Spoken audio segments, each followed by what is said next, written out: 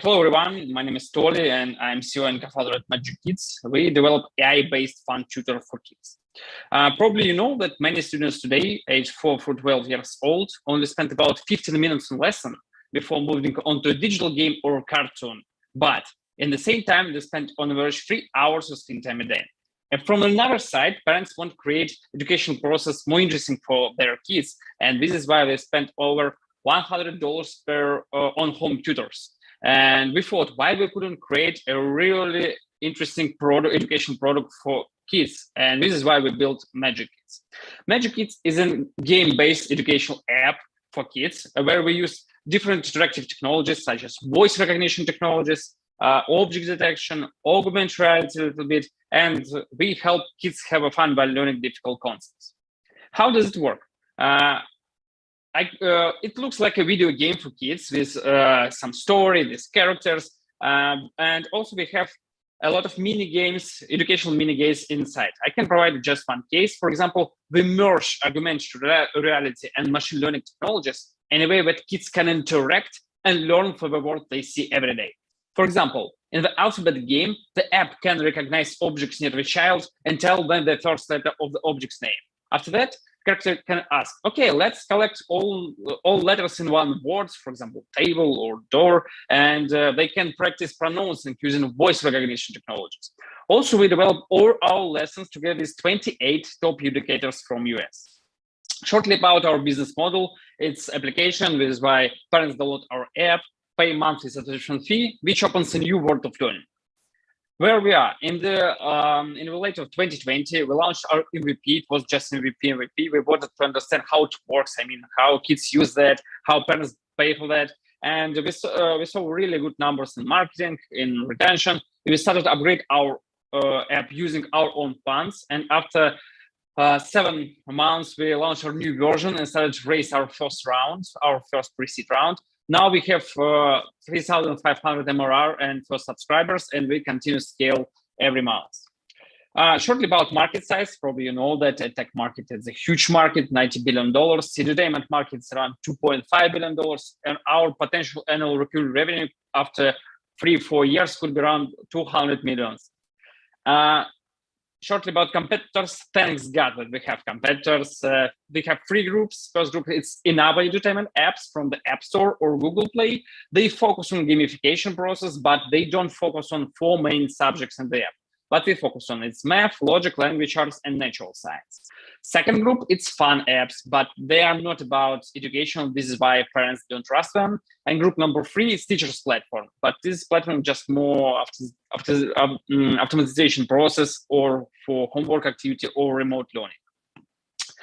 This is our team. My team and I, we have developed over 100 products for marketing and education as an agency before. And right now we focus on just Magic Kids. My business development team and I, we're based in New York City. Also, I have a brilliant international development team. In our team, education designer, game designer, marketing guys who has a really great experience in marketing. What we're looking for right now, how I said before, we're looking for 500K. We already raised 150 from that, and we are looking for just additional 350. Thank you for attention, guys. Let's make magic together and download our app right now. I would be happy if you join our users today or tomorrow. Thank you. And thanks, Toli. First question for you. Why you? Why this? Are you a parent? Right now, no. But after some months, I think yes. Congratulations in advance. That's going to be tough with the startup life. Yeah. So in terms of parents, that's kind of your initial hurdle. That's one thing that I was missing a little bit from the pitch deck, and like what I'd like to know more. What do parents say about it? Why do parents? Go ahead. Yeah. Actually, yeah, I removed this slide, these parents, because I thought that I have just 3 minutes. But yeah, our parents love our app. They use that every day. And also we have beta test group with whom we test a lot of our new features. I mean, for example, this voice recognition, this augmented reality. And they love our app. Right now we have around 170 subscribers, active subscribers who use our app.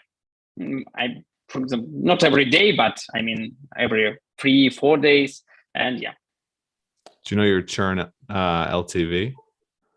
Yeah, I know. Okay. Can you share those in terms of what you guys are at on the marketing side of things, the growth side of things, what's working, what's not? Slides. We saw them. Yeah. Oh, sorry. Yeah. Just want to mention that I'm paying attention. Yeah. Right now we have. It's not. I can't say that it's really LTV because we have subscription plans, 3, 6, and annual plans. 3 months, 6 months, and annual plans.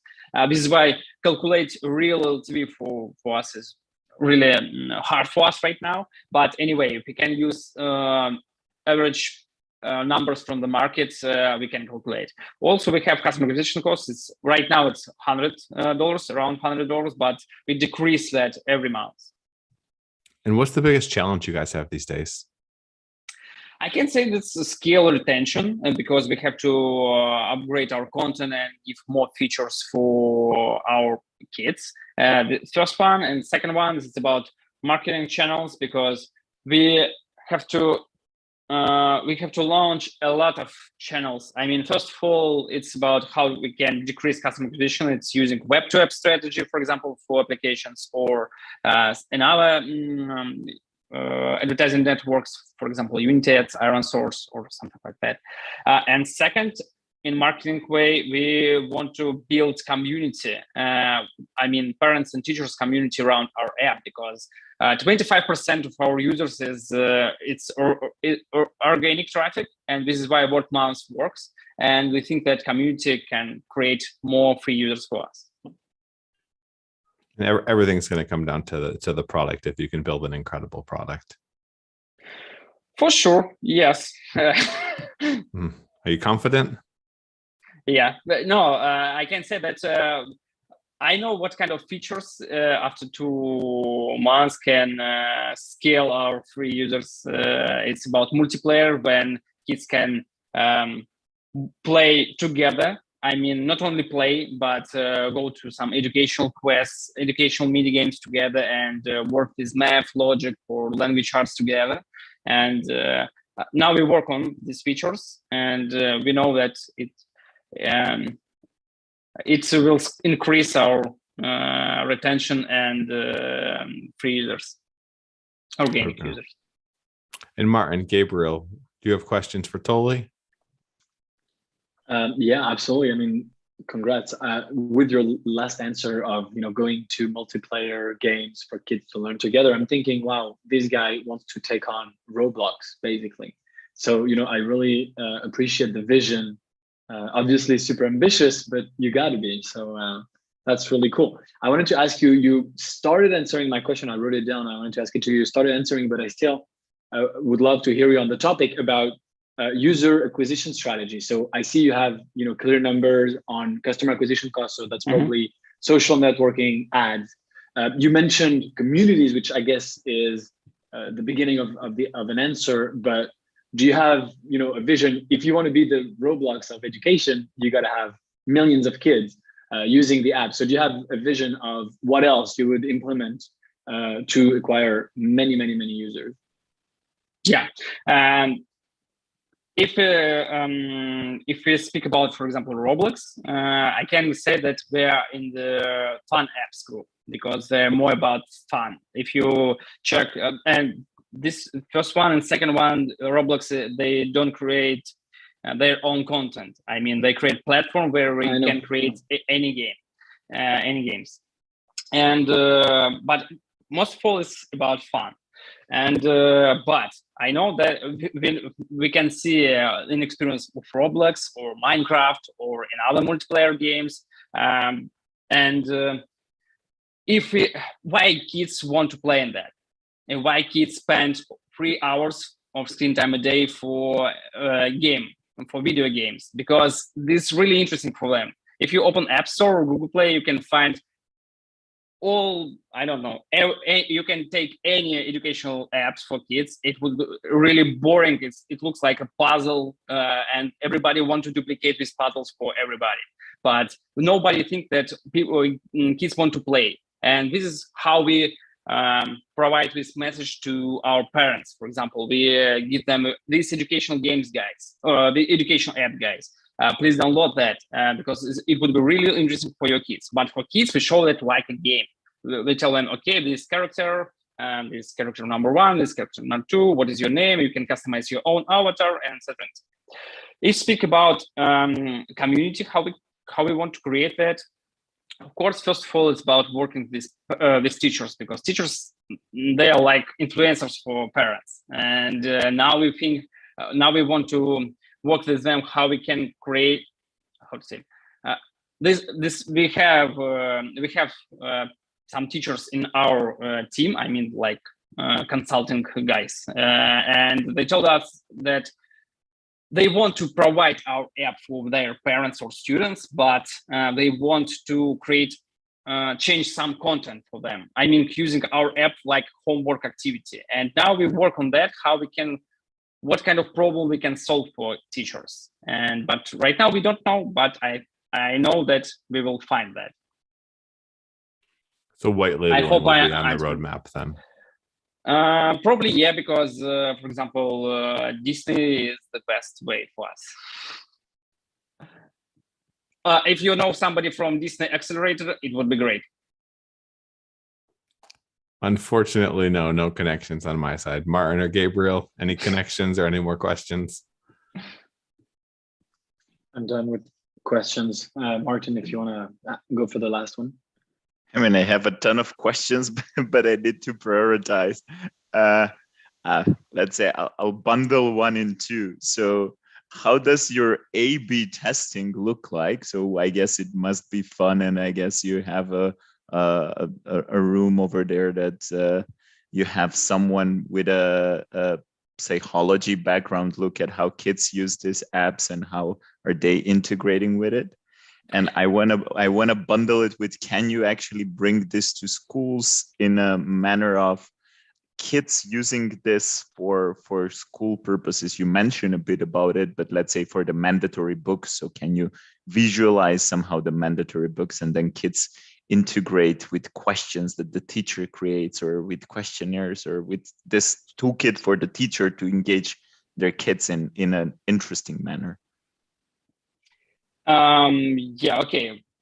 Answering the first question about how our A/B test works, I can say that we have beta test group. It looks like it's around 35 parents, something like that. They provide them test flight link, and they have 1 or 2 weeks where we can test our app. We collect all metrics from our platform, how it works, I mean, how it looks like.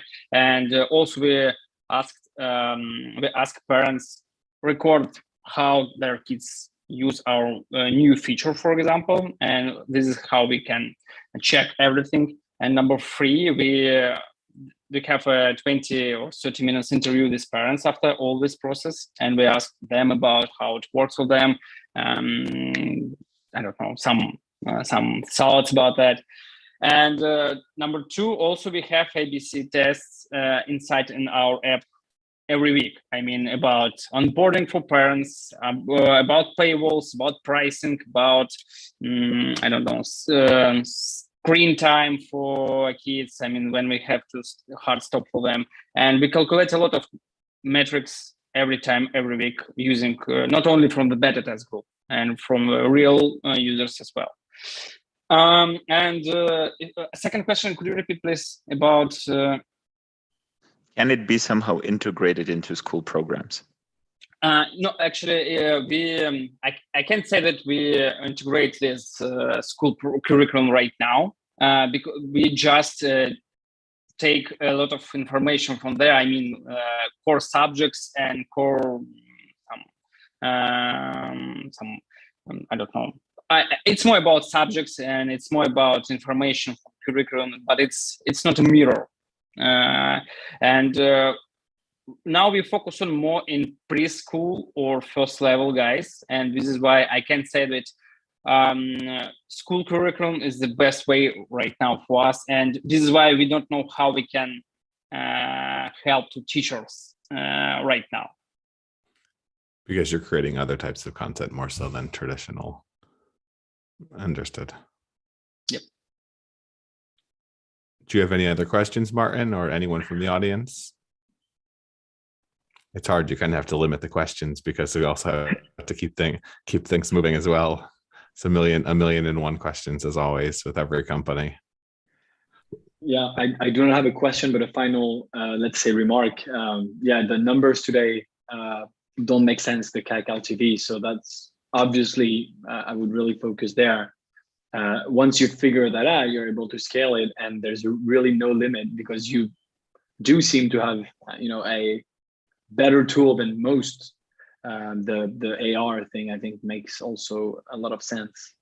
So yeah, as soon as you figure that out, sky's the limit. Yep. And that's the tough part about startups. You got to figure it out before you can scale. But that's why you're here.